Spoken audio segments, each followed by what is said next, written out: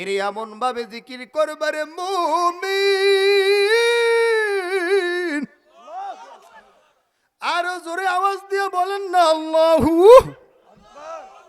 এমন ভাবে জিকির করবা যাতে দুনিয়ার ফাসেক ফুজ্জারেরা তোমারে আমারে পাগল বলে। এর ওই আল্লাহর পাগলের দিকে তাকাও। তিনজন আসছে, আমার তো মনে হয় আজকে এই পাবদার মাহফিলটা ভরপুর হয়ে যাবে।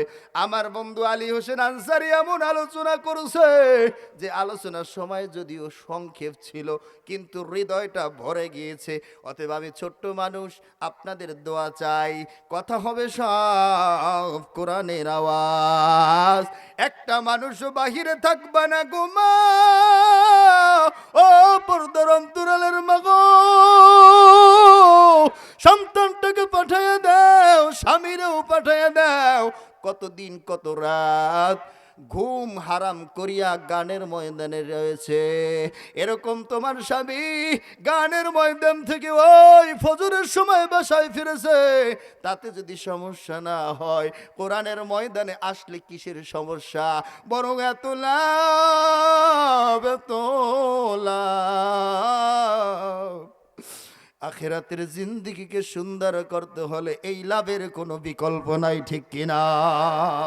লা ইলাহা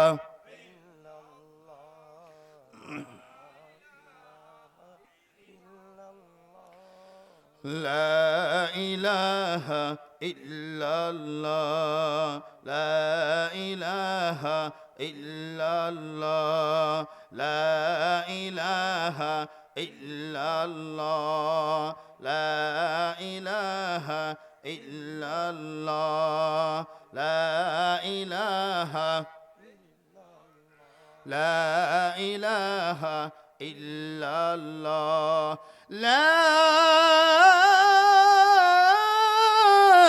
ইলাহা ইল্লাল্লাহ, মুহাম্মাদুর রাসূলুল্লাহ